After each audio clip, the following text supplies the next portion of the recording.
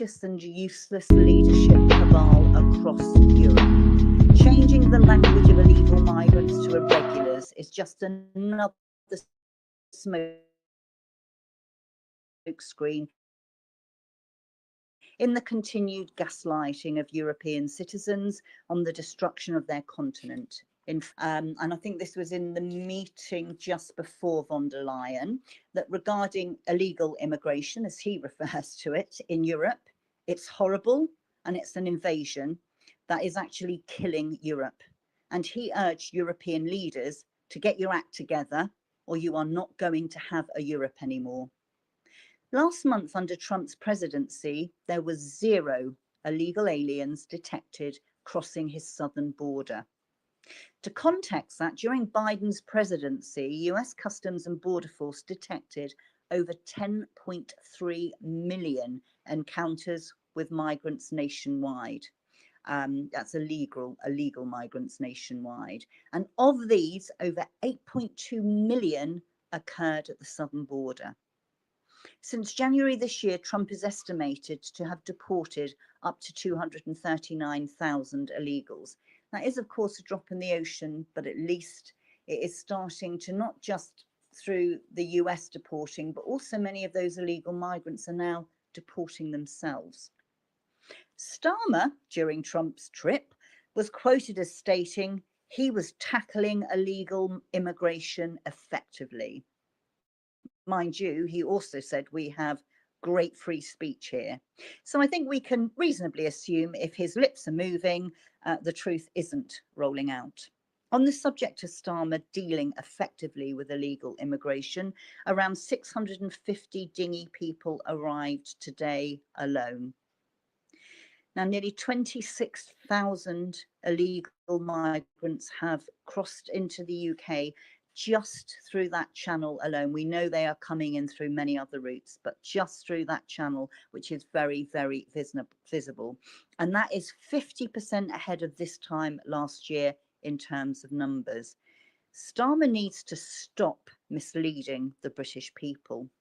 707,000 people have been added to the population of England and Wales this year alone. Unfortunately, I couldn't find exact numbers for Northern Ireland or Scotland. I am trying to locate those.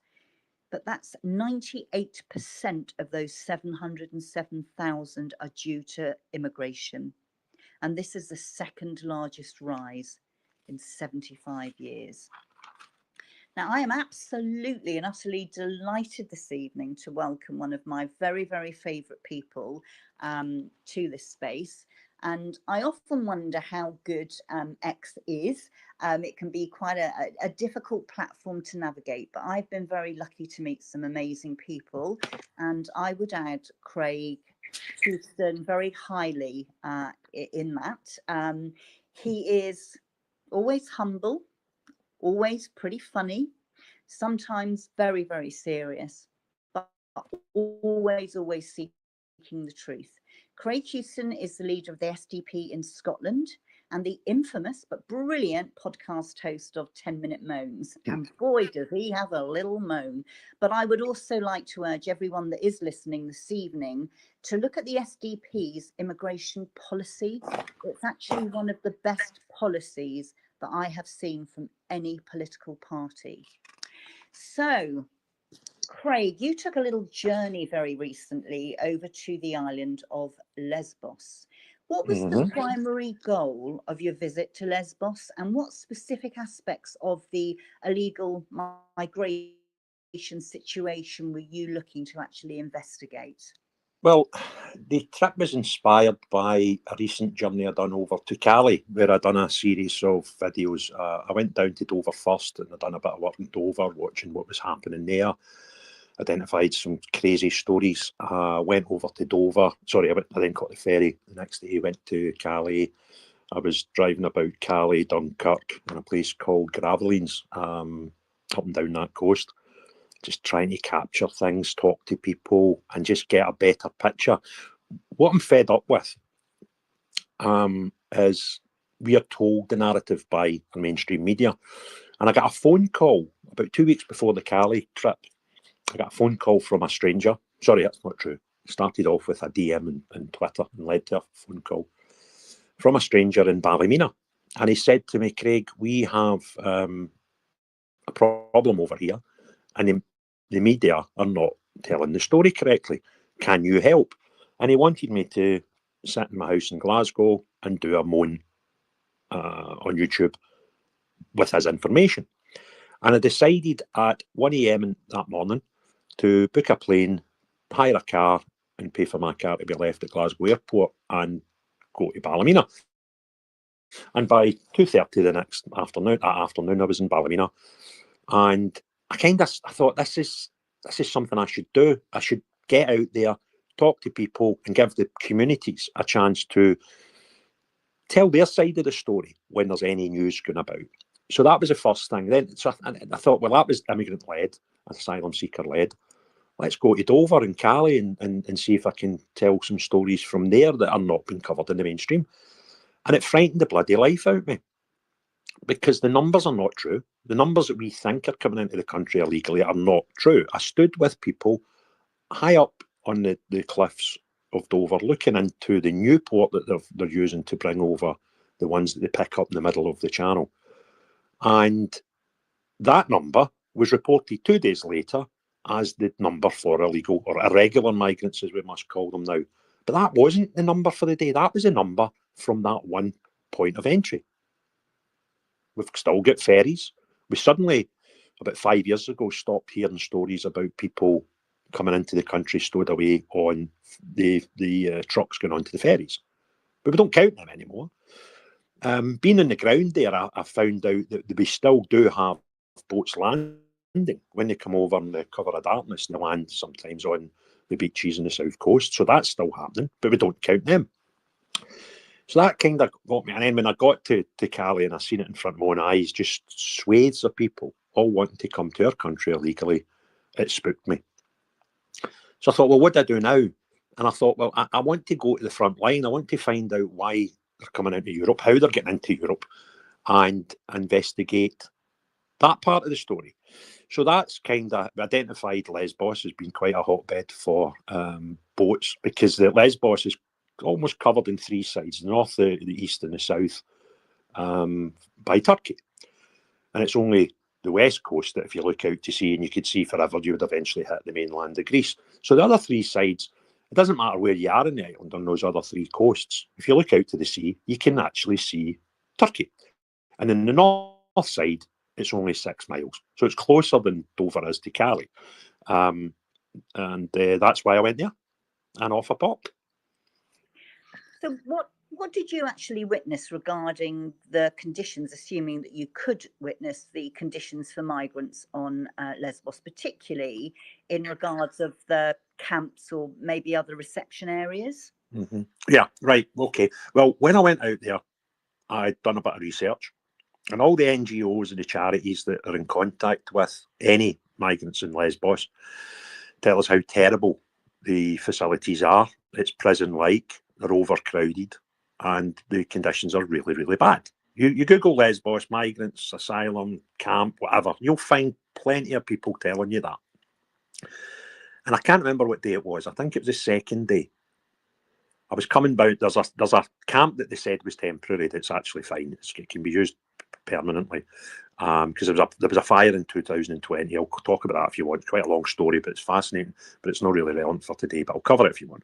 So anyway, they set up this camp that was meant to be temporary because the other one burnt down. And it's meant to be terrible. And day one, I passed it to go to my accommodation. And there was people walking in and out it. I thought, well, that's a bit bizarre, because that doesn't look like a prison.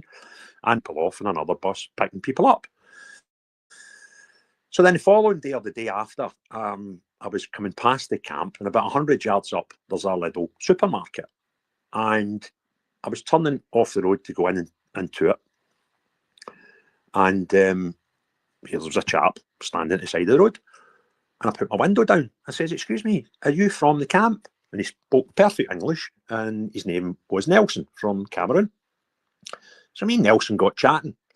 And I said, "Where are you going?" He said, "I'm going to Mytilene," which is about 10 minutes in the car, 15 minutes in the car. I said, well, let me drive you. I'll take you to Natalini. And we spoke, and I got loads of information from him. And I was like, I thought this is a prison. Is it a really bad place to live? And he's like, no, it's great. There's plenty of space. There's no overcrowded. He said they've got cabins there that nobody's in. And the one I'm in, there's like space for more people. He says, I've a guest that would be about 70% capacity. What are the staff like? Staff are great. Food, brilliant. They feed me, they give me a roof over my head. They sort out all my paperwork. And I'll be in and out that camp within 6 months. And then what will happen? Well, then I get taken to Europe and I go wherever I want. And they sort all this for you. Yeah, yeah. Well, that sounds pretty good to me. And if I was ever in the misfortunate position of being an asylum seeker, I would be delighted with that level of service. But what we're told is terrible, bad, overcrowded, cramped, it's a prison and all this nonsense. And it's not true. So, Craig, can I ask, did you know where the gentleman came from originally? Cameroon. Cameroon. He was in Cameroon and he got a flight to Turkey and he got a visa as a tourist in Turkey with the sole purpose to travel across Turkey and get into the EU, get into the Schengen zone.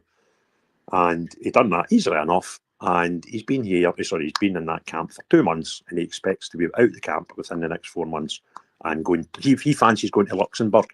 And I thought that was a great idea. I told him Luxembourg is beautiful. I've been in Luxembourg. I've got a friend in Luxembourg, so I wasn't telling him any lies. And I thought it was a wonderful place for him to head. I then said to him, we get a lot of people coming to UK. And he says, yeah, most of the people in the camp, they want to go to the UK. And I said, why do they want to go to the UK, Nelson? And he says, well, they tell me that it's a really good place for benefits, etc. And I says, it is. It's probably the best in Europe, Nelson, and that's why we've got too many of them. But what you'd probably be better doing in the next 4 months is when you're in the camp and you speak to anybody that wants to go to the United Kingdom, will you tell them it's very, very bad because there's lots of violence in the streets and they're really, really angry with immigrants. And if I was an immigrant, I wouldn't want to go to the United Kingdom. Would you do that for me, Nelson? And he said, yes, I'll do that for you, Craig. That's not a problem. So we might have saved a little bit of immigration into the UK just with that little chat. I don't know. But yeah, they all want to come here. Or not all of them. Most of them want to come here. But Nelson doesn't. And Nelson certainly doesn't fancy it now after me talking to him. Craig, why would somebody from Cameroon be allowed to stay in Europe? What, I'm just trying to figure out. His story. Now, listen, the guy was a lovely guy, right? I don't dislike the guy. He was a really, and he was intelligent, perfect English, really. But you would understand him easier than you would understand me, half the people in this space, because I've got quite a broad accent. And he, what he told me was the guy who's the president in Cameroon he thinks the oldest world leader in the world at the moment, and he doesn't like him.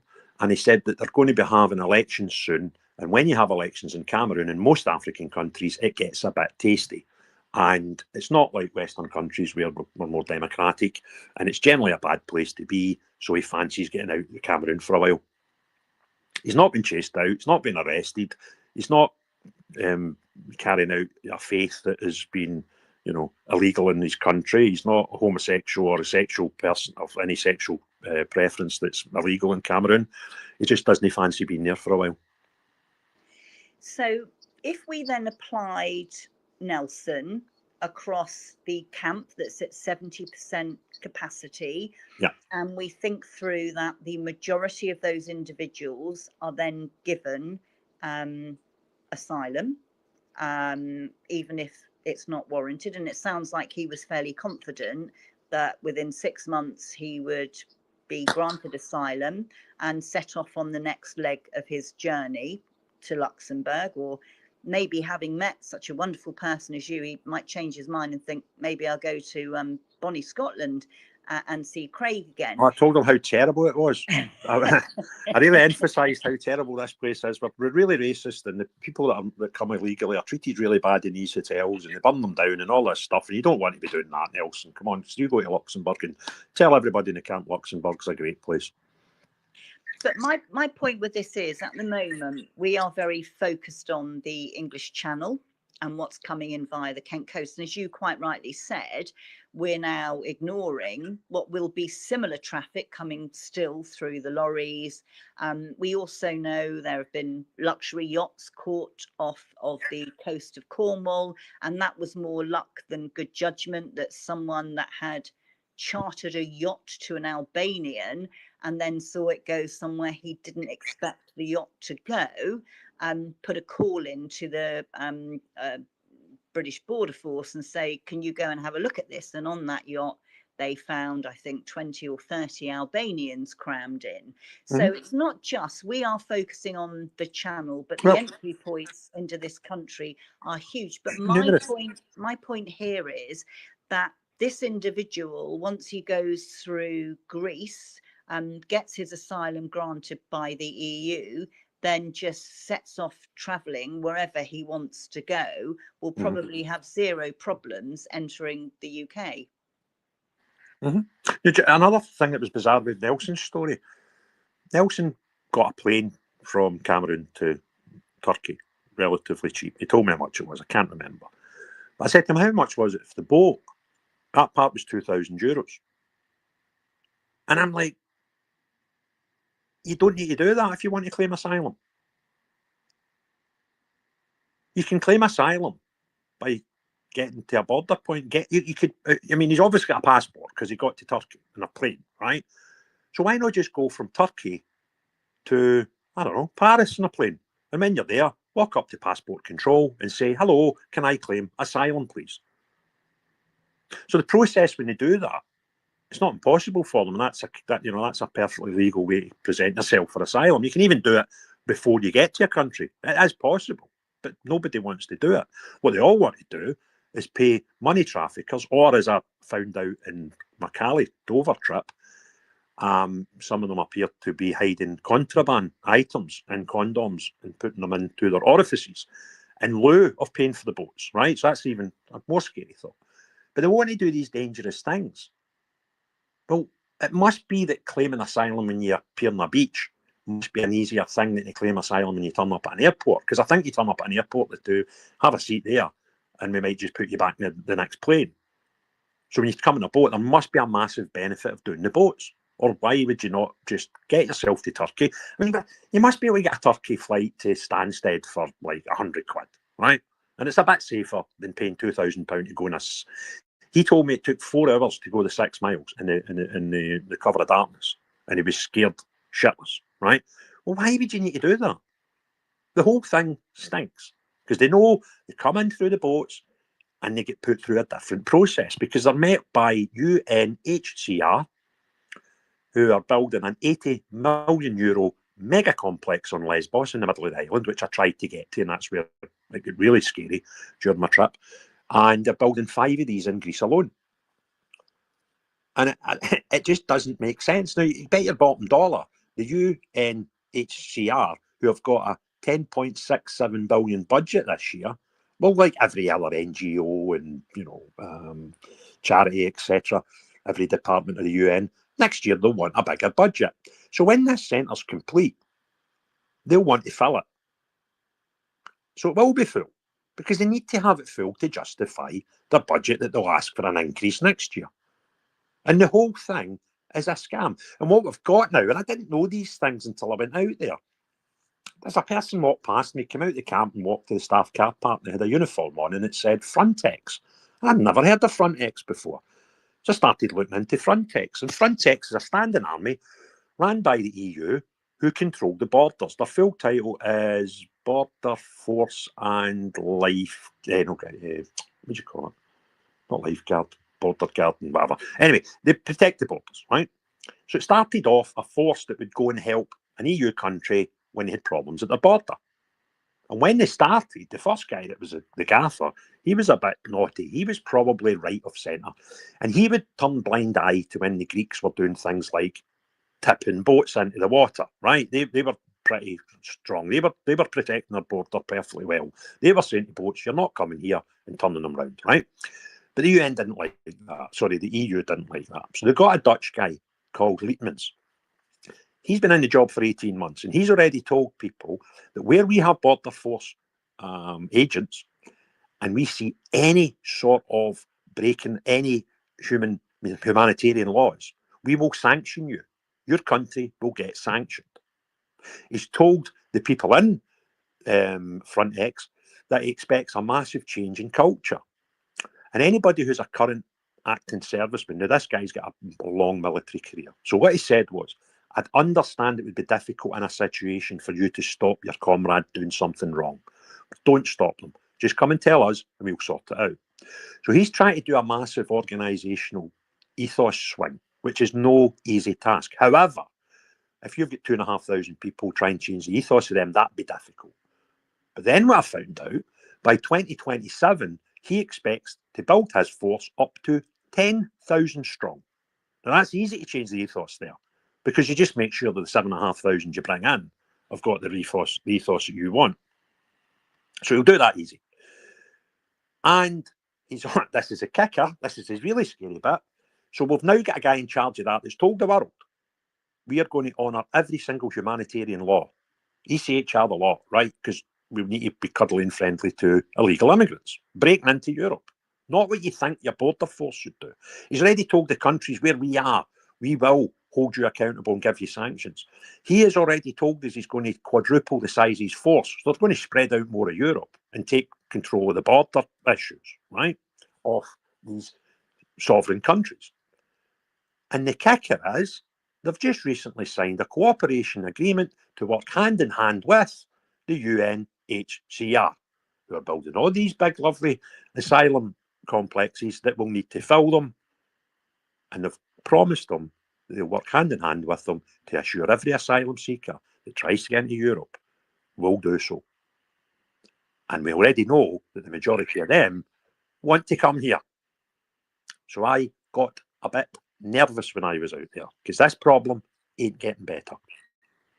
So, Craig, when I said earlier on in my opening that Ursula von der Leyen had said that Europe chooses who comes into Europe, I'd stated that as if she was being nuts and lying, that it's not the Europeans that choose who comes into Europe, or the traffickers and smugglers, as she said.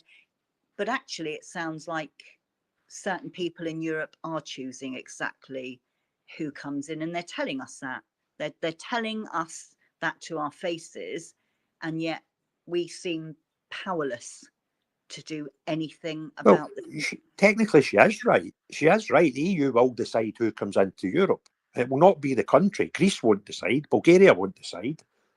Italy and Spain won't decide. These are all places that Frontex have got control of the borders just now, right? So they are the EU. So she is actually technically correct. The EU will decide who comes into your country. You won't. And if you want to decide and you want to try and turn people back and you want to try and tip boats into the channels, then you'll get sanctioned. And I'm not, this is a mad thing, right? It's all played out in front of your eyes, because I spent a good bit of time when I got shocked, and you know, you want to touch the stories that were really but mind-blowing, the situations I was in over there. It was really dark. And I thought, there's more to this than I'm aware of. So I had to do some digging while I was there. And every single thing I've told you, I've done nothing more than a Google search to find out. Because there's papers being written and press releases been put out and things on their website. So this isn't Craig Houston telling you this. This is Craig Houston relaying what the UN and the EU are telling you on their own websites. They're not even shy about it. Yeah, I just cannot imagine where this is going to stop. And it's quite funny with Greece. I used to regularly go to Greece, and I stopped going a few years ago precisely because of the immigration problem. I didn't want to take young daughters into Greece. Mm-hmm. And I wonder how many other people that would have chosen Greece as a holiday destination have started to feel the same. Well, listen, I struggled to get a flight to Lesbos. And the only reason I got there eventually, and I should have thought about this earlier, I was looking at it for about a week and trying to get any flight from Scotland to Lesbos. There's no direct flights. And this is the middle of the summer, right? There was some ways I would need to go to like 3 different airports en route and take 4 flights and some bonkers things. And if you didn't want to spend thousands of pounds and you try to do the flight for hundreds of pounds, you were having to go via like Frankfurt and then from Glasgow to Frankfurt, Frankfurt to Athens, Athens to Lesbos, right? It was just mental. And then I forgot I had an SDP party meeting. I didn't forget. I had an SDP party meeting on the Monday in Manchester, where our office is. And I thought, oh, let's have a look at Manchester. Manchester's the only place in the north part of our country you can get a package holiday to Lesbos, right? And Lesbos is weird because all the dark stuff is like halfway up in the north of the island. The south of the island, the first morning, full morning there, I went down, there was a lovely wee harbour close to me, about choice of 5 or 6 restaurants, tavernas, bars, things. I went in, had a lovely breakfast, and I got chatting to the owner, and I said, he was like, what was it? I had my laptop out, and my laptop's got a sticker in my podcast on it, and when you flip it up, and he was asking me what I'm doing, what, and I told him, and I was asking him about the immigrants, and he went, oh, I said, what I'm here, I wanted to try and get some footage of immigrants coming in so I can, prove it's still going on, blah, blah, blah. And he's like, yeah, got up the north, told me the 2 towns, it's a 6-mile bit of coast, and they come in all the time, every day. I was like, all right, okay. So I went up and I picked to go to the westernmost point first and then start traversing east. So I get my sat nav, puts in westernmost point, drove up there. Beautiful place. Absolutely stunning. Cobblestone road, lovely wee tavernas, just nice holiday destination overlooking this bay with a beach and a harbour. And I was generally going to get out and maybe grab a bite to eat, a bottle of water, and then set off in my trek. And lo and behold, parked next to a business renting boats. So it goes, now this is half an hour after the guys told me, maybe an hour after the guys told me there's immigrants every day, right? Walked into the boat hire place. Can I hire a boat, please? Yes. Do you want it for yourself or do you want a captain? I said, no, just myself, thanks. No problem, €100 for 4 hours. And I thought, 4 hours, 6 miles that way, 6 miles back, 12 minutes, what, 3 knots? I might not get the whole thing done, but yeah, that'd be fine. Yeah. €100 and €20 for your fuel. Yeah, fine, give me that. You got ID? Yeah, got ID. So he starts writing out the thing. And he's like, so what do you plan to do in your 4 hours? I says, well, I'm going to go out that harbour and I'm going to turn right. And I'm going to sail between here and that town there. And he looked at me. He went, what for? I said, I'm a podcaster. I want to try and get some footage of either A, the migrants coming in the boats, or B, if there isn't any at that precise moment, there's a shipwreck, and I believe you can't really get to it by road, which was a shipwreck caused by an immigrant boat that came over, and it's not a shipwreck. I said, I'll get some footage of that if there's no immigrants in the sea when I get there. And his face dropped, and he said, we don't have immigrants coming by boats. I thought, well, this is a crackpot. This guy's good. And I went, what do you mean? You don't have any? I said, I've seen footage of it recently. No, that stopped years ago. If you've seen one, you've maybe seen 1 or 2 a year. I went, okay, well, I'll just take the boat and I'll go and take some footage of the shipwreck then. Then he suddenly remembered that piece of water was restricted and it was illegal to take a boat to it. That was after he found out what I was going to do. I thought that was bizarre. But then you consider that guy's business is dependent on tourism. So he kind of doesn't want people to know there's immigrants coming, like in the 6-mile stretch east of his business in that beautiful place where you're having your holiday. So they don't want to talk, and I kind of get that. And I feel a bit shitty telling people Lesbos is a bit dangerous, right? Because there's lots of nice people out there who are reliant on the immigration. However, the way I've got that settled in my head is the UN, the United Nations and the EU are doing a worse job for the tourism in Lesbos than I could ever do in my mid-sized podcast. So, Craig, when you were driving around and wandering about, were you aware that there were immigrants wandering around the place, or are they in these closed camps? No, at all. The only camp there just now is Capatepe, which is in the southeast side of it, right? So you've got right down the southeast, at the bottom corner, you've got the airport. Then you've got the town, which is the sort of capital of Mytilene, think I've said that right. Then you go about another 5k north of that, you've got Capi Tepe, and then another 3k north of that is where I was staying, right? So I came out the airport, picked up my hire car, and I thought, get myself up, get myself in, get my suitcase all sorted, get my equipment all sorted, and I'll go for a wee recce today, and I'll start work for real tomorrow. When I got to 3 miles before my destination, I was looking at all this barbed wire on the right-hand side, and I thought, I wonder what that is. Well, that was the camp. And this is I'm half an hour into my trip, and there was migrants walking all over the place. Just similar to what I've seen in Cali. Just, they've got nothing to do, right? They're just wandering about, right? But not really any aspirations or really plan what they're doing. They're just out for a walk, walking about aimlessly. And that's half an hour into my trip. I thought, well, this is going to be easy finding immigrants. They've put them on the one place for me. And that's the this southeast the side. And by the way, that gave Nelson a drive down to Mytilene. They're perfectly able to get out, go in buses. That's where I met this guy. He was at the bus stop, travel the island, go where they want, do what I like. But what I will say is, I was speaking to the guy who was the owner of the first place, and I was asking him about crime, etc., because his place is frightening. It's this lovely little bay, and in the north part of the bay, you've got a little harbour and all these lovely restaurants and stuff. Beautiful. And you look across the bay, and this other bit that sticks out, you've got the immigration camp. You can see it. It's a mile away. I was like, what's it like for crime, etc.? He says, well, to be honest with you, we had bigger problems pre-COVID with crime. And what he told me was that when they had the place that burnt down was called Moriah. And that's a crazy story. If you want me to tell you that, I'll tell you that, right? But anyway, this thing with 20,000 people managed to burn down. The whole thing burned down miraculously the one time, right?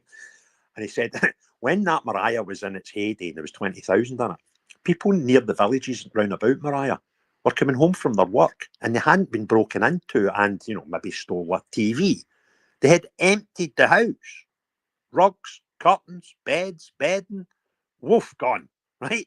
And taken up to the camp, because they were given like a little area in a camp and some makeshift accommodation, and like they would just go and clear a house.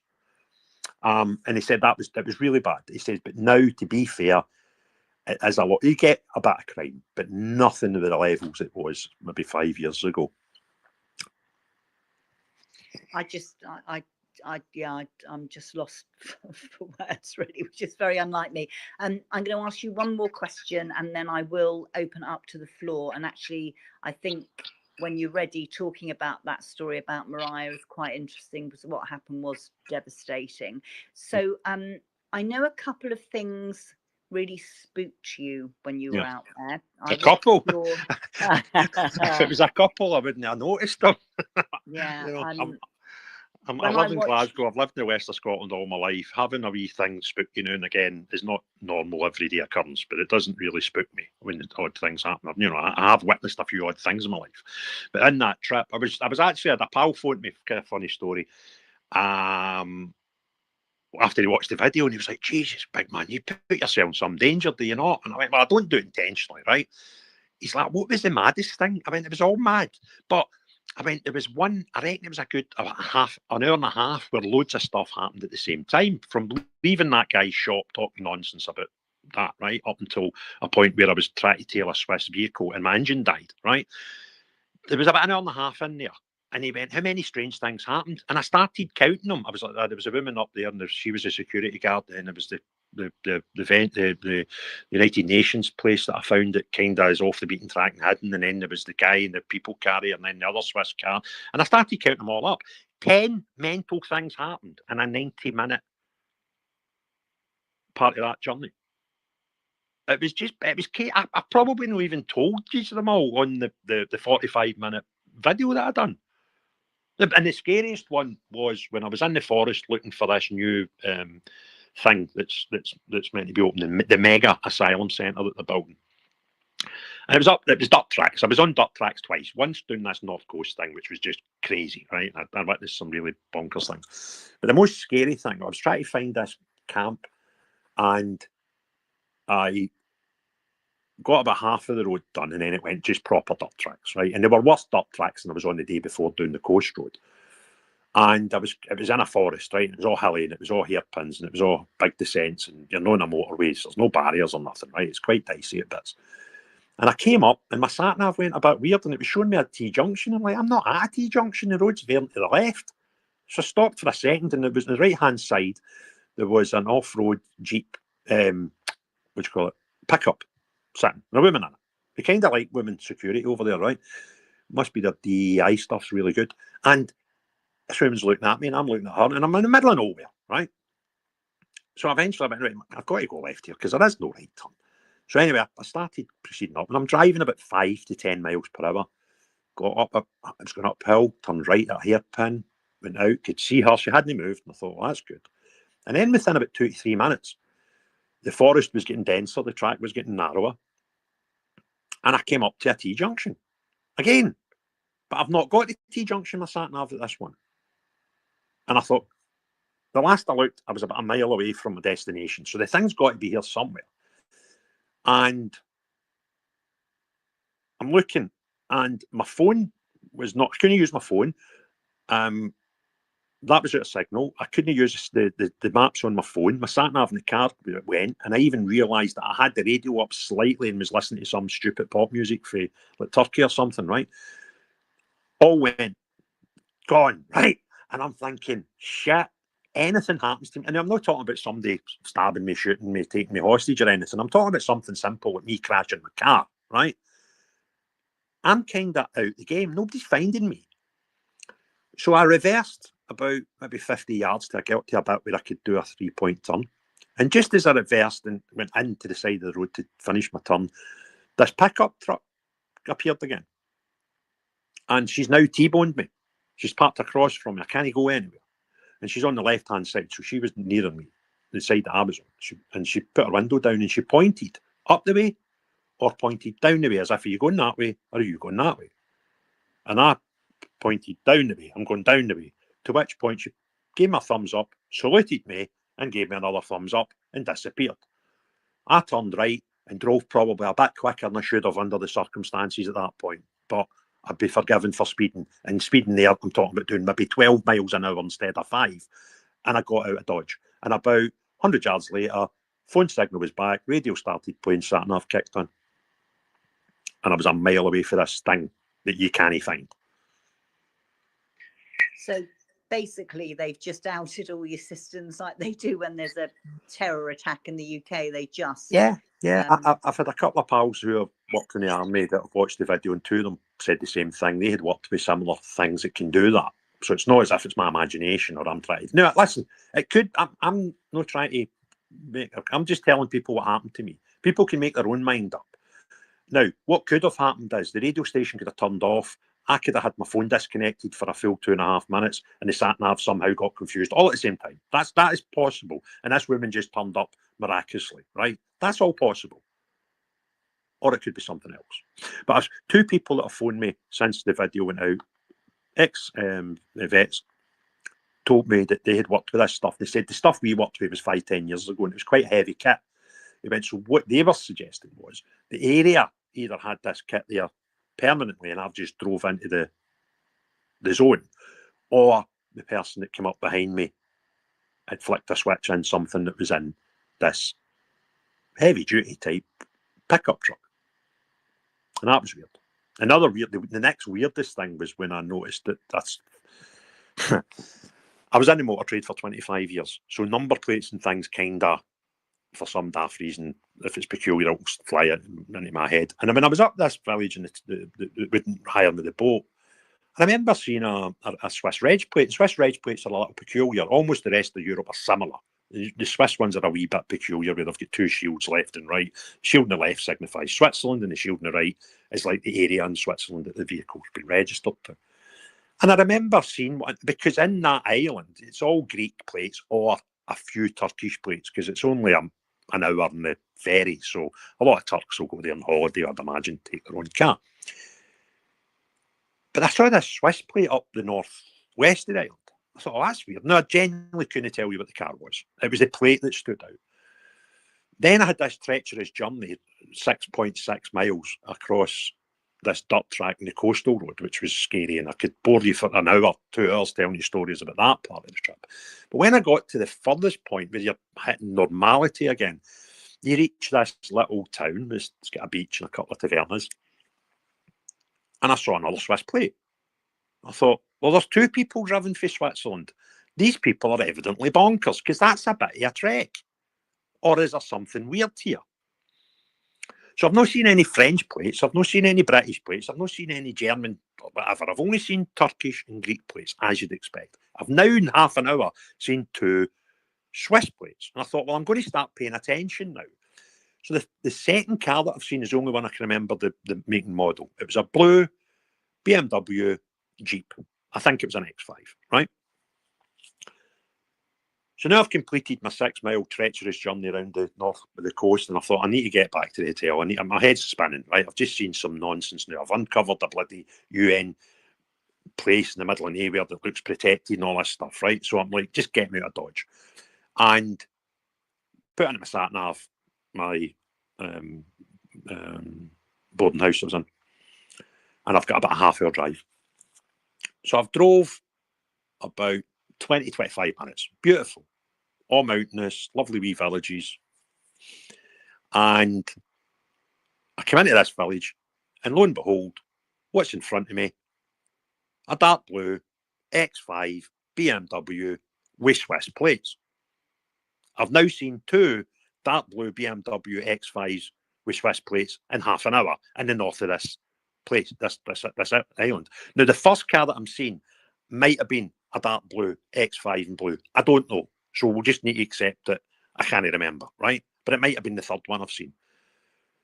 And as I was coming out of the town, I thought, right, now if this is a recurring theme, and I see more dark blue X5s or Swiss vehicles in general, I kind of could count them twice. So what I'm going to do now is I've got my camera dash mounted. I want to get close to this so that my camera takes a regi number, and I'll start noting them. And then at the end of the trip, I might have seen 20 cars, but it might have been 5 cars I've seen 4 times each, right?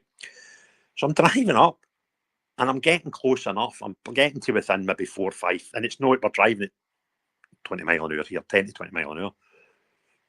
And my power died in my car.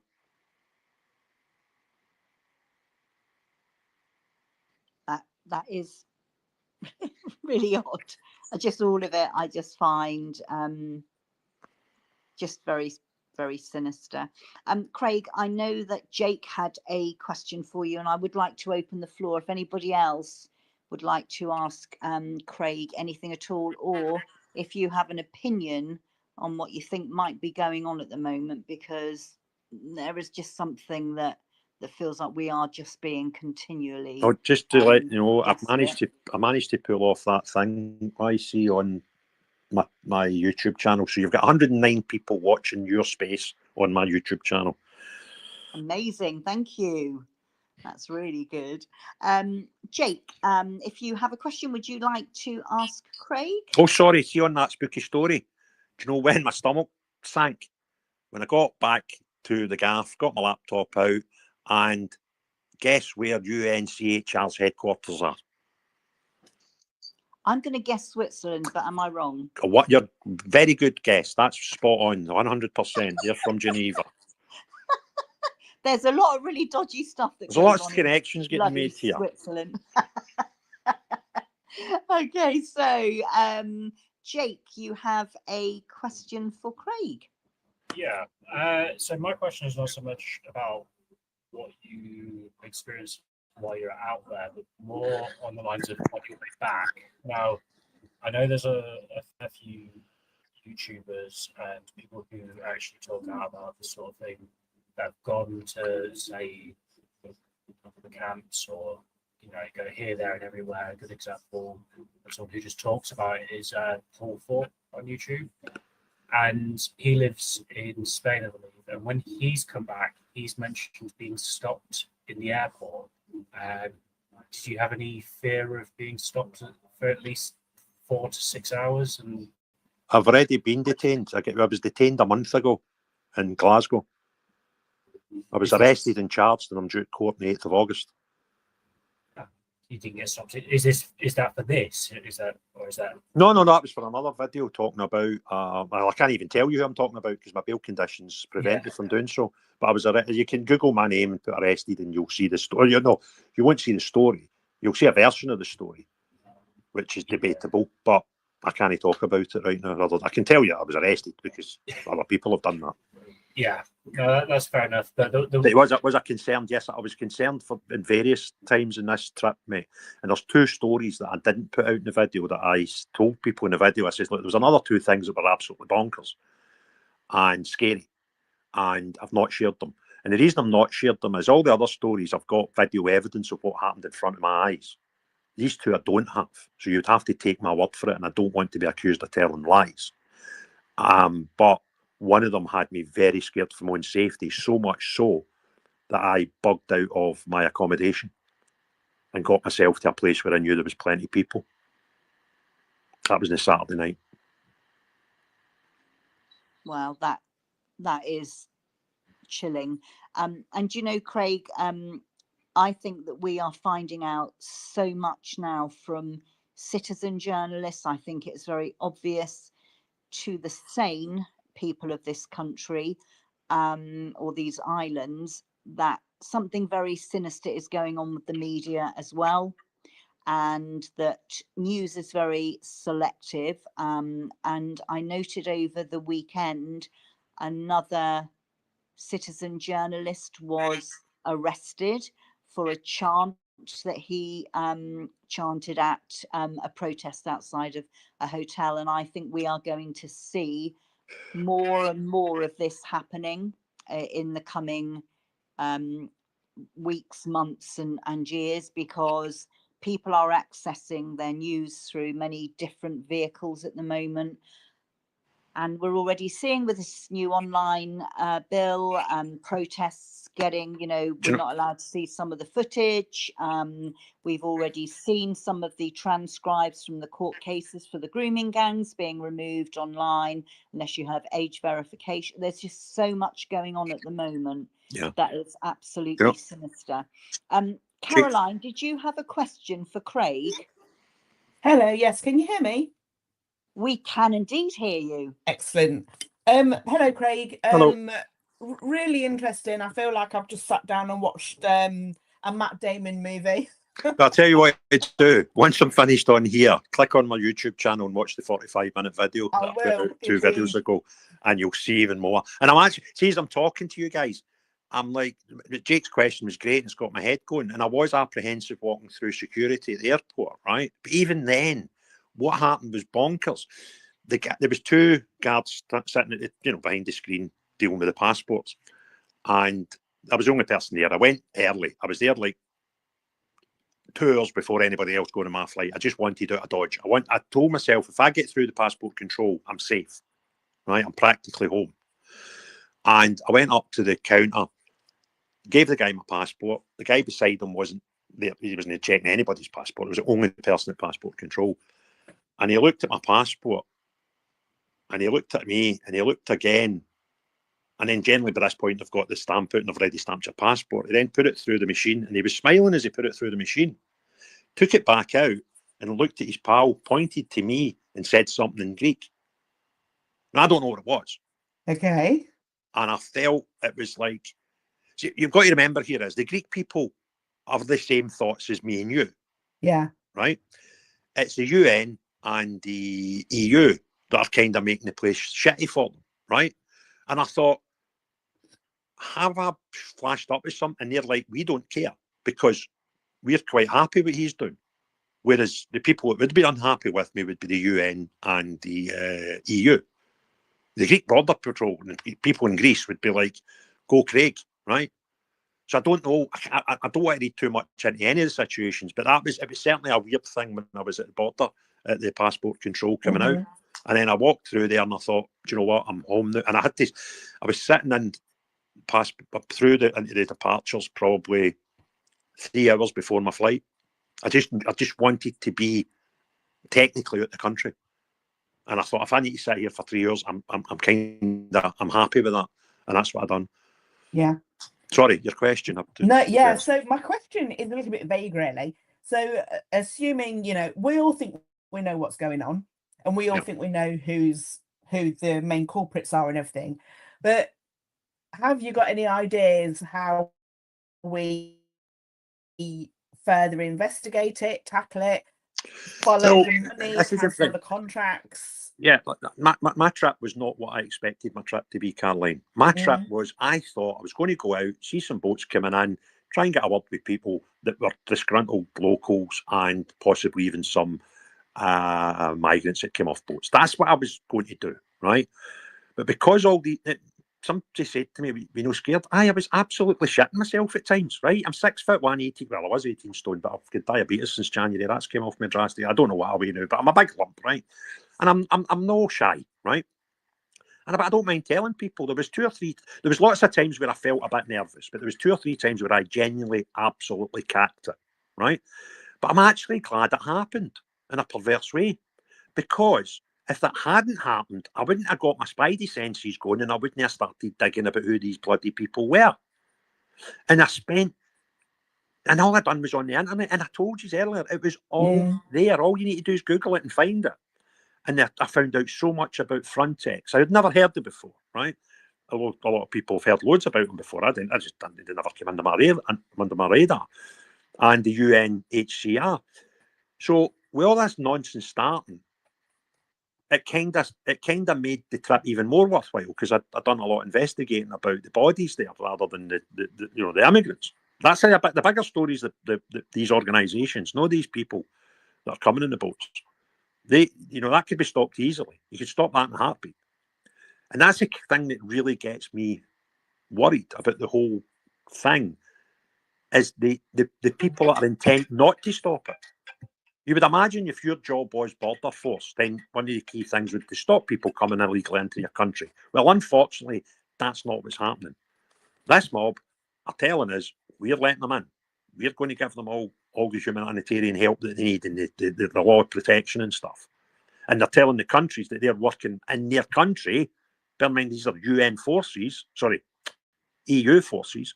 They're telling these countries, if you try to prevent us doing what we're doing, and that is allowing these people all this humanitarian aid and ECHR rights, etc., we will sanction you.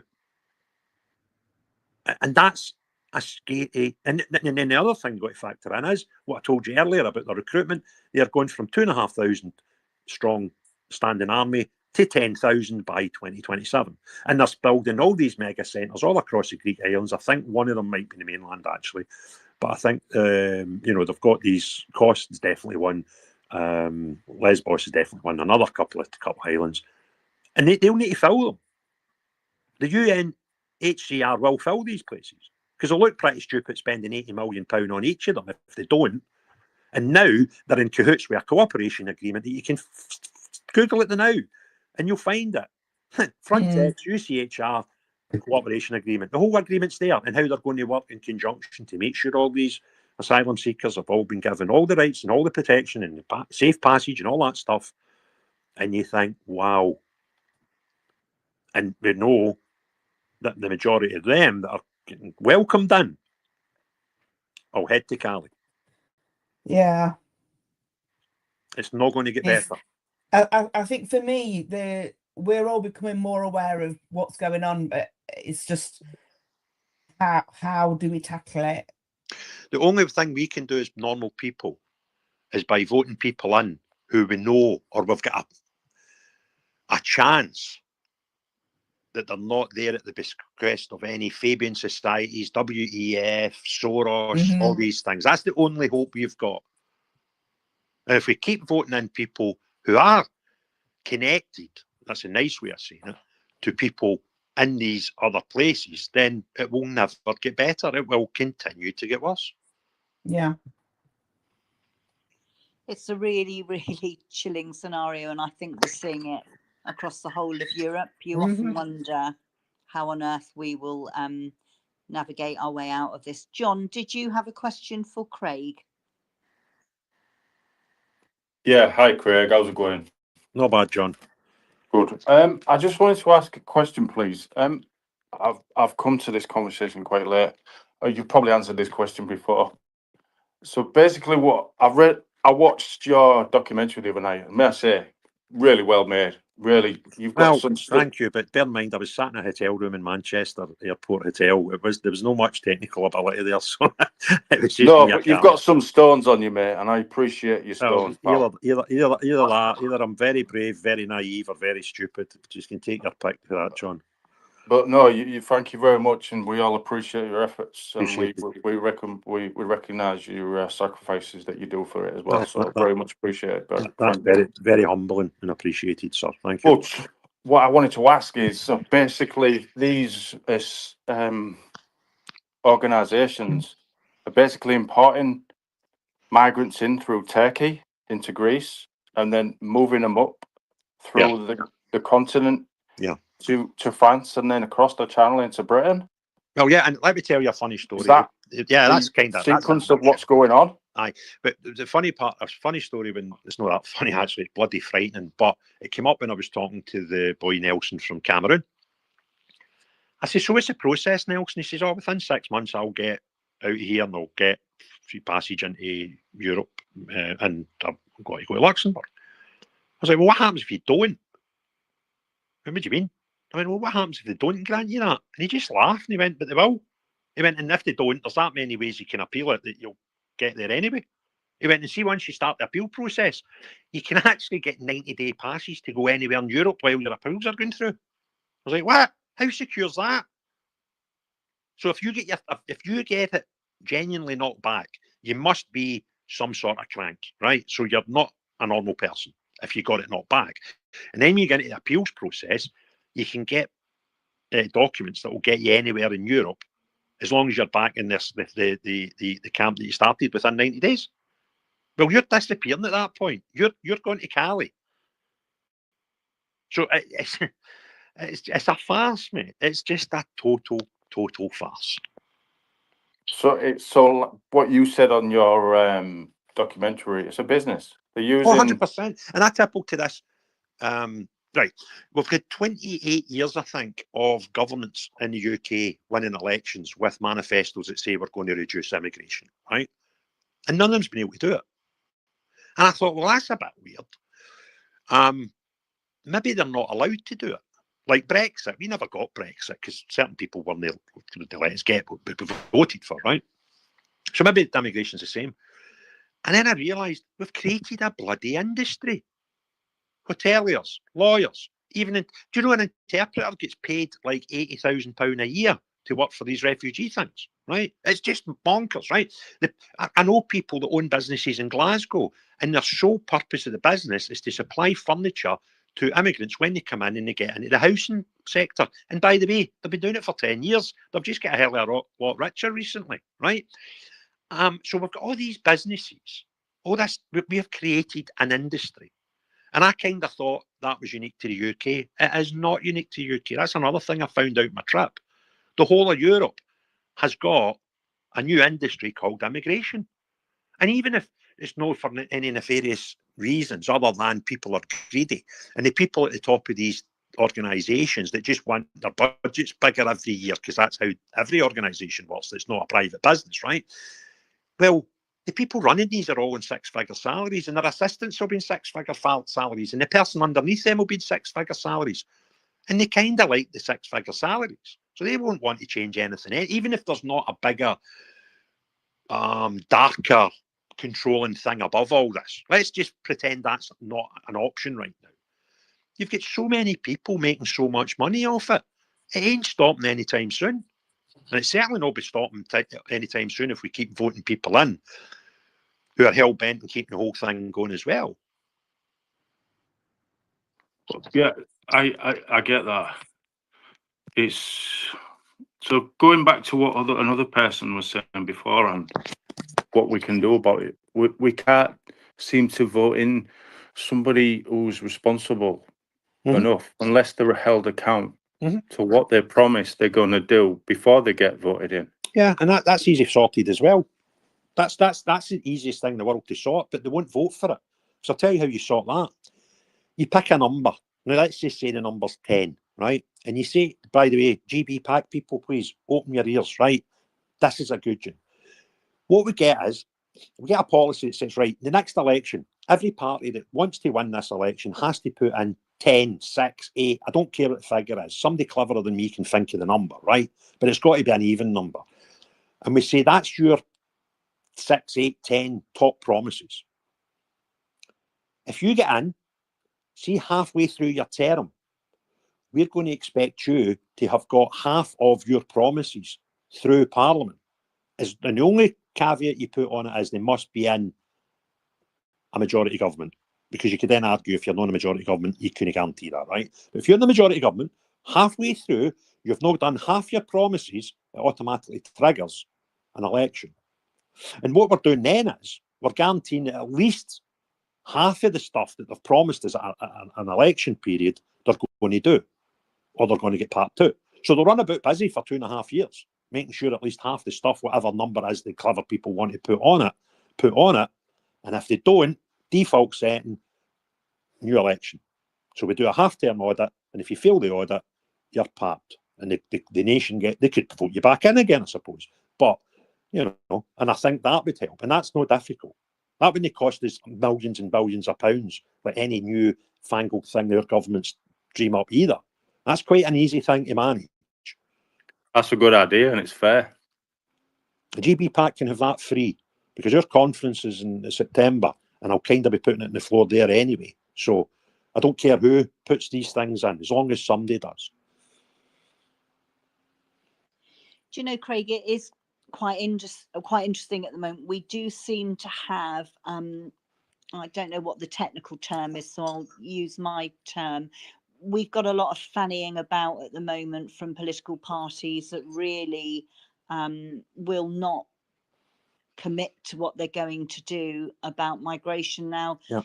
where I really struggle is actually, I think, the illegal migration, and do feel free to whack me down in flames, but I think the illegal migration is the least of our problems, because if we have a government in place that has balls, removing illegal migrants should not be an issue. Right.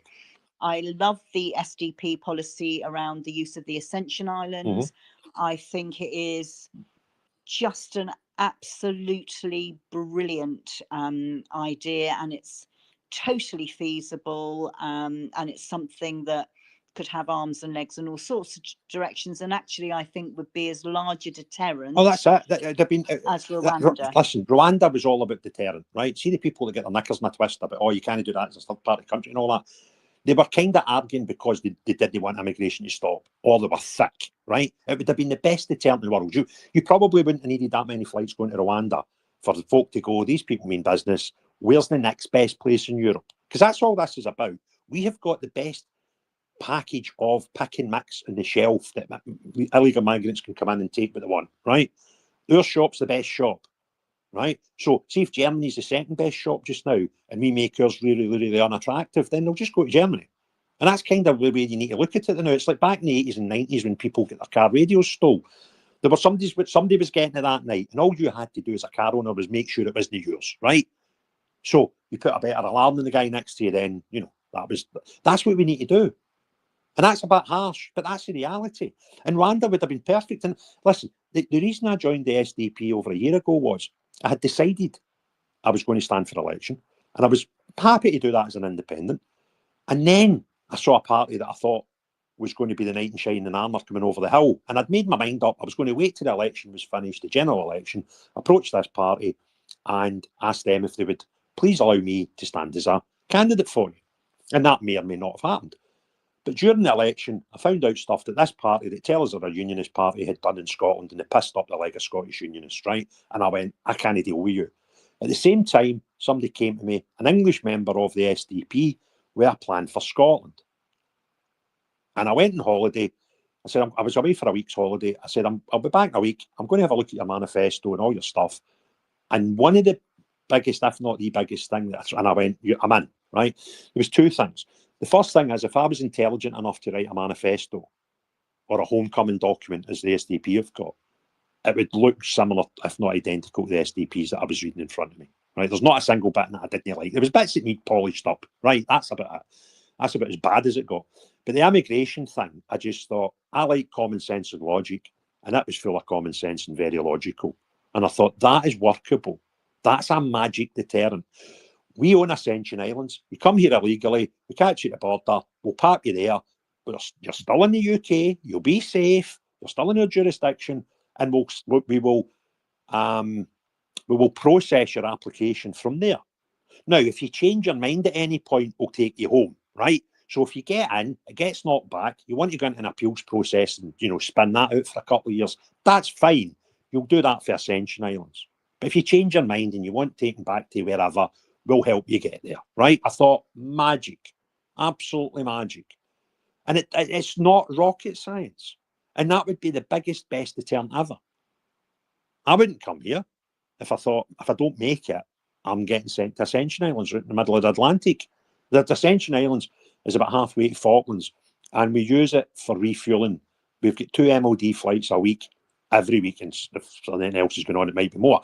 But we have at least 2 a week going to Falklands, and they kind of use Ascension Islands, and I believe it's got some strategic thing for radios and I don't know, radar and all this fancy stuff. But that's kind of what we use it for. So it's halfway for here to the Falkland Islands, right? You go there. Now, if you want to accept you and say, yeah, you're a genuine asylum seeker, we'll bring you back pretty quick.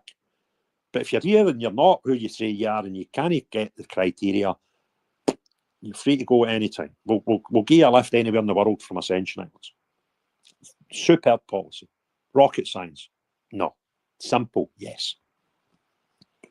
Yeah, I think it's great. I think the other thing as well, Craig, I can't get my head around that we're giving out so much in legal aid to people that, just arrive here willy-nilly. But that's the people that will fight against these things. Yeah, the industry absolutely. that we've created. Now, I'll give you another one, right? Somebody told me a fact. Now, the fact might be right or it might be wrong. If it's wrong, it won't be far away, right? But if we cleared out everybody that's here illegally or overstayed their welcome, whatever it is, that shouldn't be here, out of London alone, we would have 250,000 empty accommodation, flats, houses, whatever, right? Now, here's a kicker. That would do tremendous for our country. That's just in London, right? Because suddenly prices to rent property would be affordable for the young generation. And the house values would be lower as well, which might actually help people get on the property ladder, which must be a terrible thing to do when you're in your 20s just now. I'm kind of glad I'm not doing that right now, right? Particularly in London. However, can you imagine the devastation that would have on the paper wealth of quite a lot of our elite? How many millions or billions of pounds would that wipe off our housing market, right? Which would be great for the people, would be terrible for the elite. And then you consider how close are the people that would be devastated by this to our establishment, whether that's law, parliament, mainstream media. You think about that for a minute. That one aspect, if we killed this industry called immigration, that one aspect would cost so many people so much millions and billions in paper value. That's all it is. It's only paper value, unless you actually physically sell it. That's why it's probably not allowed to happen. It's just it's just shocking. I mean, 48% of our housing stock in London now is taken up by people that weren't born in this country, which is just shocking. But then if you add even to your figures and data, the 250,000 homes, if you then put on top of that the cost to our healthcare, our education system, just the stress is getting infrastructure. less and less all the time. Yeah, 100%. And it just is common sense. But as there are billionaires that have been made in this country from immigration, from the hotel. How many of them are sponsoring our mainstream parties? I didn't even realise until Starmer with the Lord Ali stuff that you can basically just give parliamentarians money, right? So how many of these people that are more intelligent than me? Now, if somebody like me can figure that out with one piece of information about this suggested 250,000 houses, right? You can bet your bottom dollar that people are, and there's a lot of people more intelligent than me, right? I ain't winning any races in that aspect, right? So all these people that are really clever and really rich, and I've not met many billionaires that aren't clever, right? They'll have worked this out years before me. And these are the people that fund our establishment. We need to wake up. Absolutely. But you know, again, they told us that the reason for immigration was for the economy. They just didn't tell us who in the economy they were going to help. Listen, see how well I'm off on this one, right? Let me tell you this one, Lacey. I'm standing three times I've been a speaker at protests: Glasgow, Edinburgh, and Manchester. Now I've spoken more than that, right? And I'm going to speak at one in Peterhead next week on Saturday. That tells you how mental the place is, right? How mental Britain is. When we've got people in Peterhead, and for those that don't know, see if you go north of Peterhead, your feet get wet and you eventually end in Iceland, right? It's quite far north in our country, right? It's further north than Aberdeen. These people have organised a protest because they've had enough as well. Now, if they're getting affected by it, that'll give you an idea, right? Anyway, out of 3 out of the 4 or 5 events I've spoke at as a speaker, there were counter protests. And the one that really gets me is we've got trade unions who provide banners and placards for these events. And they generally say things like, refugees welcome here. Now, workforce is just like any other commodity. If you've not got a lot of it, the price and the value of the commodity goes up. And if you get hundreds of it, the commodity value goes down, right? It's like gold, like petrol, like anything. So if we've got loads and loads and loads and loads of workers, the value of that work goes down and the pay doesn't go up, right? And we've got trade unions whose sole job should be to protect the rights of the workers in our country. That's page 1 of their drafts, right? That's it. It doesn't get more complicated than that. So why would they be sponsoring all this effort to encourage the country to accept even more people into the country? When one of the easiest things that'll do is, and again, if somebody like me can figure this out, that will affect the value of your workforce. That is counterproductive. That is counterintuitive to what an actual. Now, I'm not saying the trade union movement should be out there saying we don't want any immigrants, right? But what they certainly shouldn't be doing is saying, can we have some more, please? Because that affects the conditions of the workers who are paying them lots and lots of money, keeping all their high hegians on nice Porsches and nice postcodes in the southeast, southwest of the country, right? The whole thing's a farce. And that doesn't make sense to me. Why would a trade union want more workers in the country when we don't have enough jobs now? What we don't have, what we have here is not a job shortage. We've got a get up off your ass and go to work shortage, right? 20 to 25% of the young people in Scotland alone will never contribute to our country in terms of national insurance or tax. That is bloody scary. It is scary, and we currently have over 9 million people in this country that are economically inactive, and yet our governments continue to bring in more and more unskilled people. Now, I have someone else with a question for you, Craig. So LMBGA, do you have a question for Craig? Evening, YC. Evening, Craig. Hello. You might recognise the voice. It's Steve from Hungary. This is my backup Hi, account. So I just wanted to agree with what Craig was saying about borders and stuff. And the thing with the UK, it has this nickname of Treasure Island. If there's no treasure, then the pirates are not going to come across the sea and land there. You know, so if the benefit system was reduced to sort of like lower the mainland Europe, surely they would stay in Germany and France and That's exactly what I was saying 5 minutes ago. We just need to make our shop less attractive than somebody else's, anybody else's, by the way. And the other thing I agree with you, Craig, you mentioned the Ascension Islands, and I think 6 months ago, or possibly coming up for 8 months ago, I mentioned to YC, why don't we use the Chagos Islands as a holding place? You know, when I found out we owned the Chagos Islands, You know, you could have built accommodation there, not on the military base, you know, as a plan to sort of like, you know, to move the migrants there as a holding pen, you know. And also, I'm really pissed off with Labour and Keir Starmer because he didn't even try with the Rwanda scheme. He just scrapped 700 million of UK taxpayers' money and didn't even try to see if it was a working goal. That's another problem with our politics, mate. It's a bun fight, right? And if somebody with a red rosette says it's dark outside, the guy with the blue rosette has got to say, no, it's not. And that's kind of bonkers, right? Because even the worst political party in the world will have the odd policy and the odd suggestion that's not bad, right? But we automatically, in here, we have the traditional bun fight where if one says left, the other one's got to say we turn right. Whether they think they're right or wrong, it doesn't matter. They've just got to say the complete opposite. And that's kind of what happened with Rwanda. So his party were arguing on the floor of Commons that Rwanda was a terrible thing. Whether it was a terrible thing or not, it doesn't matter. It's just they have to say it's bad because Tories said it was good. The Germans were interested in it.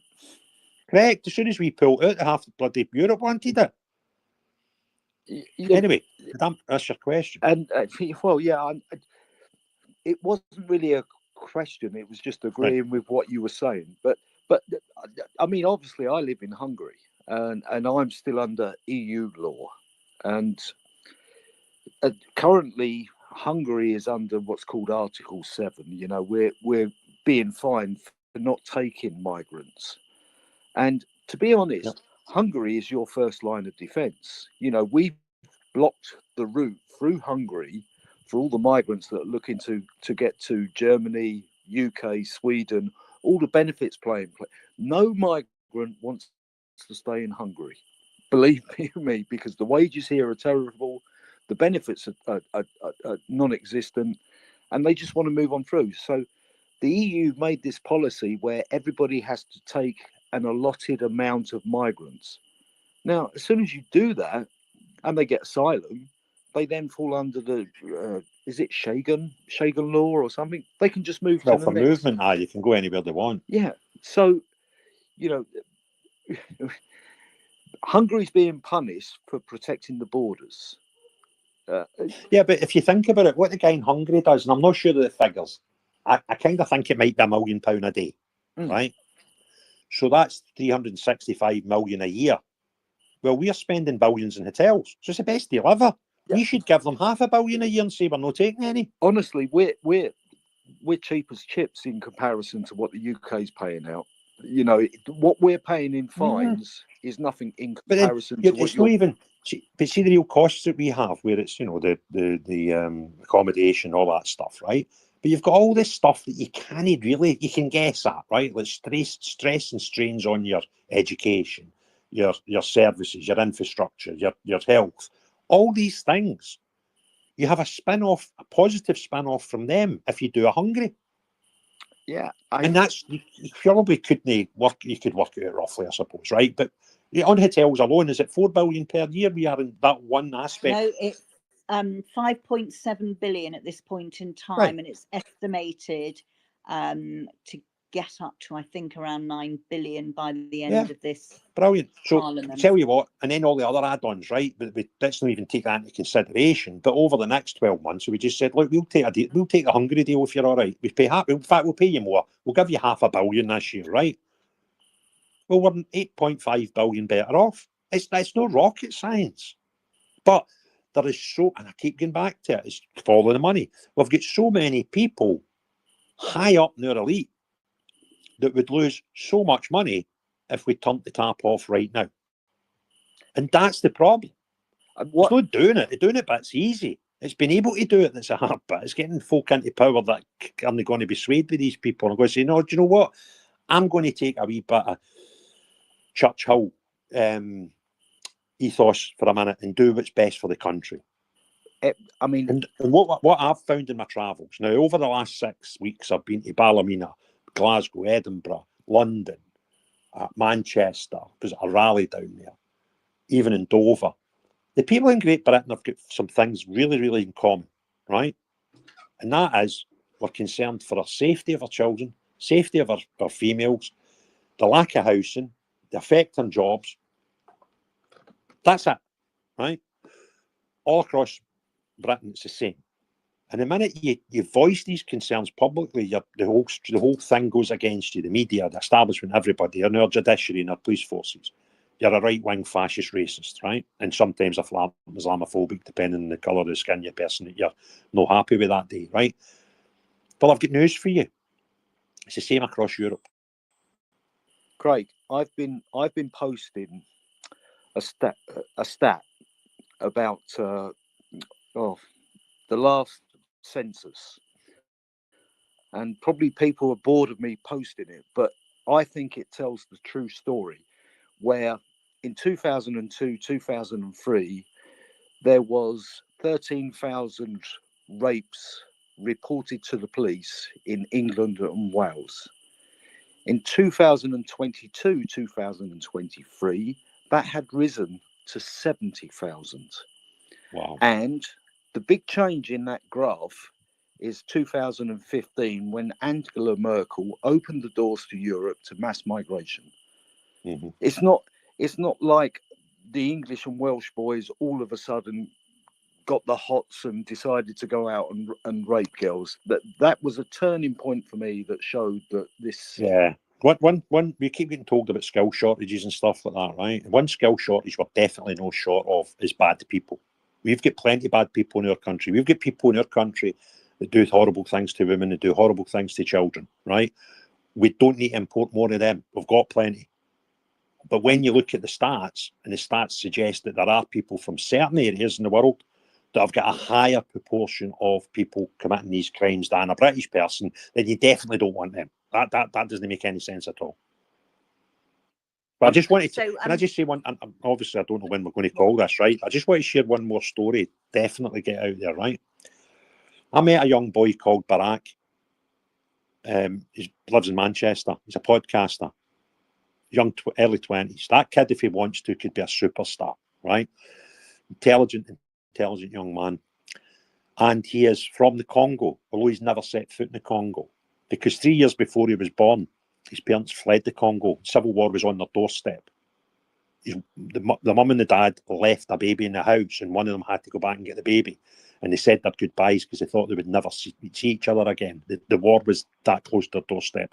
And the mother left the father with the other couple of children, ran back and get the baby, and fortunately got out safe.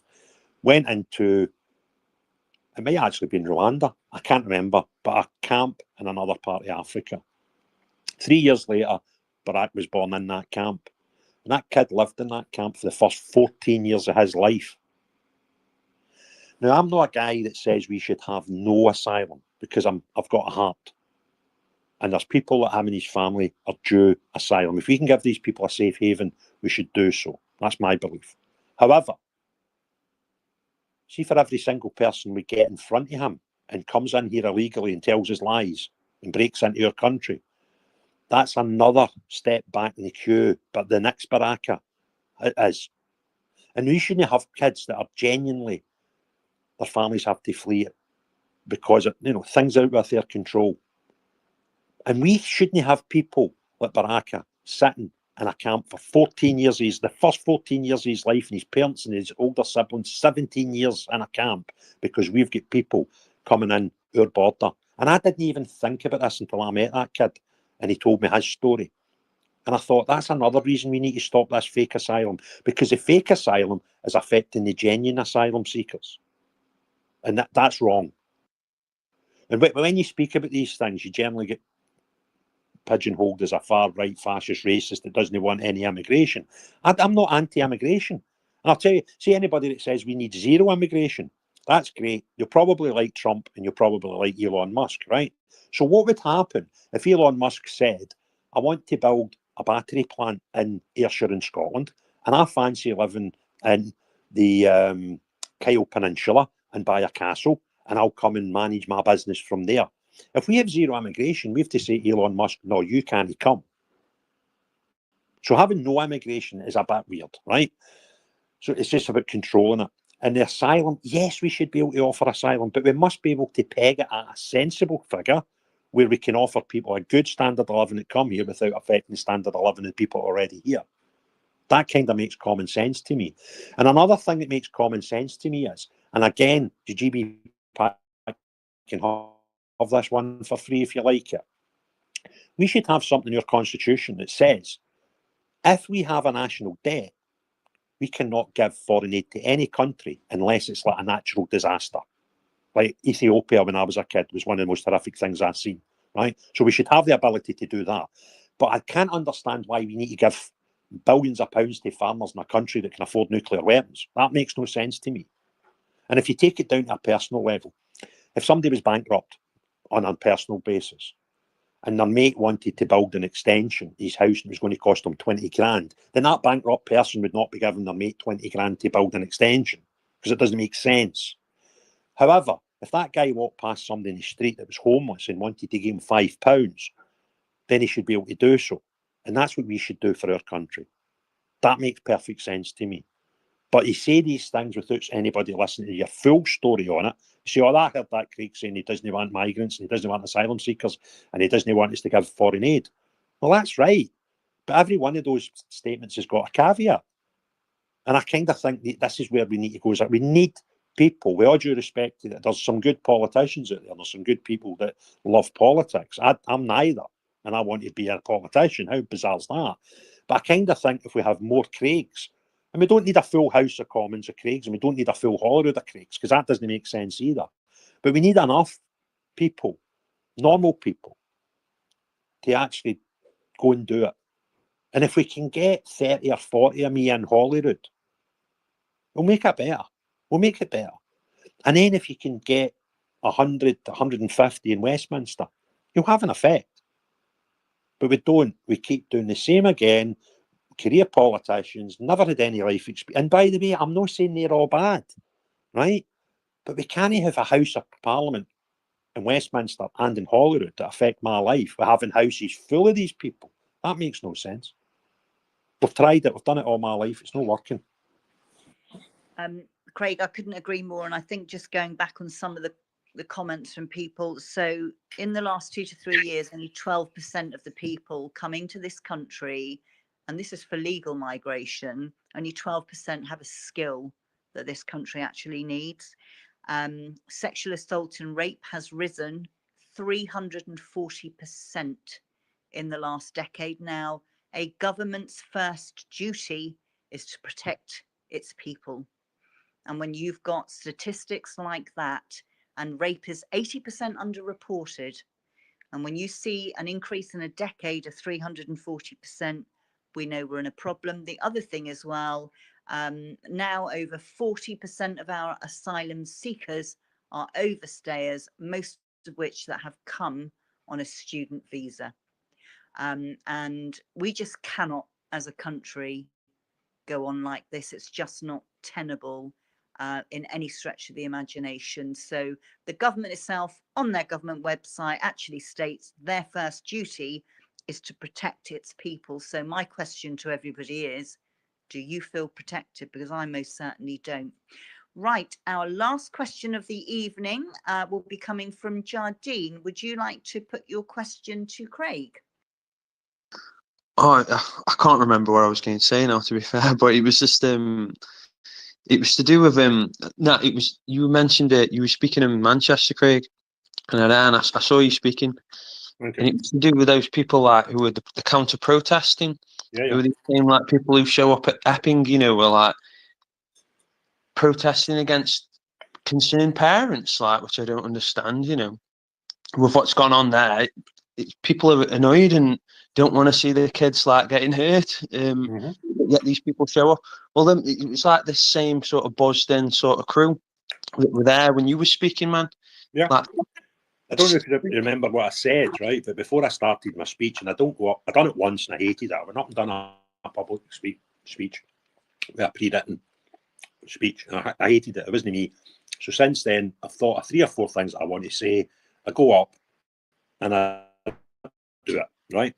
So I went up and I said, look, I've got some things that I want to tell you, but see, before I start, and I walked round to the other side of the statue where the counter protest was, and I told these people, you want to actually be ashamed of yourself.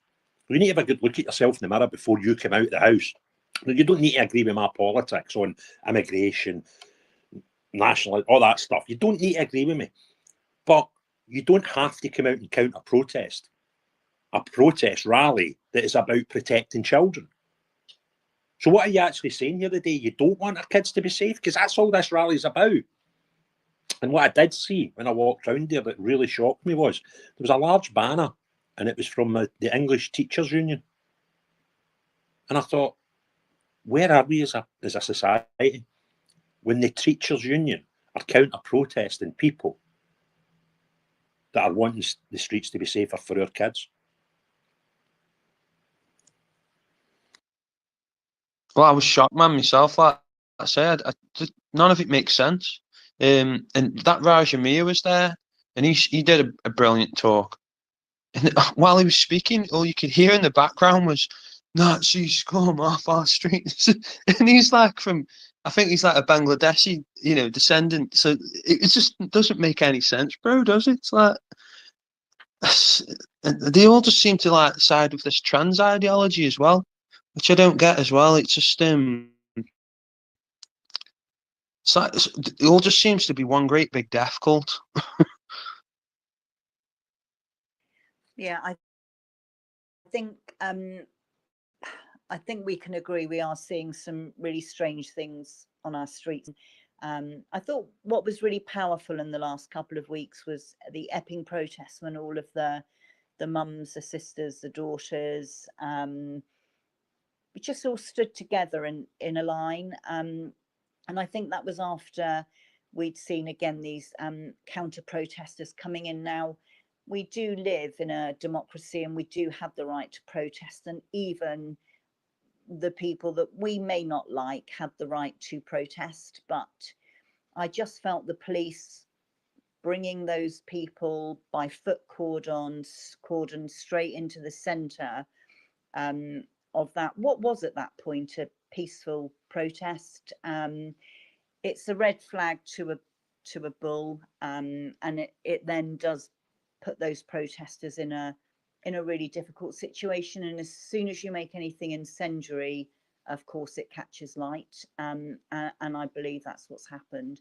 But I think since then, around between 9 and 15 different protests have broken out around the country, and I thought the protest at Canary Wharf was particularly interesting because a lot of the protesters there were legal migrants who have gone through the full process to come into this country and no longer themselves feel safe. And that, to me, as a society, it just feels that we're in a very, very, very difficult place. Craig, I cannot thank you enough for coming and speaking this evening, as always. You've been fascinating, you've been authentic, you've taken great risks actually to go and confront some of the things to let this country know what is actually happening. And personally, from me, I really, really, really hope that you are very successful in your election campaign in Scotland for the SDP. I think the party has some fantastic policies. I just wish they had more of a profile, and hopefully what you're doing helps to really up that profile as well. Well, listen, it's 5 years before well, 4 years now, sorry, before we worry about Westminster elections again. And I think if I can get in, and we can get another couple of my counterparts from the SDP into Holyrood. Holyrood's a wee bit easier because the way the votes are up here, there's a little bit of half PR and half first past the post, right? But if we can do that, I hope it then inspires and allows some of our English party to stand up and maybe be successful in 4 or 5 years. And they're not going to be, William Cliston's not going to be the next Prime Minister. I think that's a safe suggestion, and I don't think anybody in our party would fall out with me for saying that. And I'm not going to be the First Minister of Scotland in 2026. But if we can start making a difference and we can start getting people from whatever your party allegiances are, if you're normal, and you can be, by the way, you can be a career politician and you can be somebody that's been into politics more than the 18 months that I've bothered about it and still be a good politician, right? It's not just because everybody that's bad has been a career politician. There are some good ones. And we need sensible people, normal people that aren't going to be driven by greed and money, and people that can give them nice clothing and stuff like that, and just put their hand in their heart and walk into their building and say, I'm here to serve the people of Great Britain, or I'm here to serve the people of Scotland if it's Hollywood that you get into. and have that ethos every day. Then and only then we've got a chance. And well, just to share with you, by the way, my YouTube channel, just get it updated. I got a wee surprise a minute ago. There's been 1,500 people listen to your space via my YouTube channel over the length of the space. So hopefully that drives more people to know what the GB Pack's all about as well. But on the GB Pack, I'm just going to say one thing. I joined the GB Pack about 6 months ago, and I'm still waiting for a phone call. And if you want me to do anything, you want me on board, you want me to push it, you've got my details. You've had them for months. And good luck. That's brilliant, Craig. And absolutely, I'm sure that we will be reaching out in the not too distant future. As Claire said at the beginning, we have only been going as the GB Pack for 6 months. And in that 6 months, I mean, there's so much work that is going on in the background. We are a group now of around 60 people. We all have one thing absolutely in common, and it is an absolute and utter passion and love for this country. We're not, nutty people or anything. We're just like you, we're normal, everyday people that just want to do something, however small, that makes a difference. Because the more of us there are that come together and do those little things, it might be leaflet dropping, it might be going to a council meeting and understanding what's happening in your local area, it may be writing to a local politician, it can be so many things. But the more of us that stand together and do that, I think we're often collectively called the silent majority. But that silent majority now has to find a voice. 48% of this country did not bother turning out for the last election. That is the largest voting bloc. It's called none of the above. It's the people that said they couldn't be bothered to vote for anybody or any party in the last election. I'm sort of hoping and praying now a little bit of that Brexit va-va-voom will come into place for the next election in 2029 in England and Wales. I know you have your next elections in Scotland. You've got 2026. Yeah, May 2026. So it's under a year now. We're getting to the exciting bit soon. Great, super duper. Claire, do you have anything you want to say before we leave this evening? I don't know if Claire's there. She might have switched off. She might be typing away at the minute. Yeah, no problem. Look, thank you so much for everybody that has come along this evening. Craig, I cannot thank you enough. I know time is so precious, and when people give us their time, oh, that's my dog saying it's time for it to cut out, one of my dogs. But thank you so much. I so appreciate your wisdom. No problem. Well, listen, just remember, I've got a decent, a reasonable, mid-sized YouTube platform that if GB Pack will get anything they want to say, they want to, no problem, do some interviews with people, get a bit extra exposure. It's never a bad thing. So if you've got anything you want out there and you want to put somebody in front of me that will do a wee interview, 10, 15 minutes, half an hour, whatever, just let me know. Oh, that would be amazing. We will definitely do that. So thank you very much. And everybody else, I hope you have a good rest of the evening. And Jake, thank you so much for co-hosting this evening. Can I say my favourite words?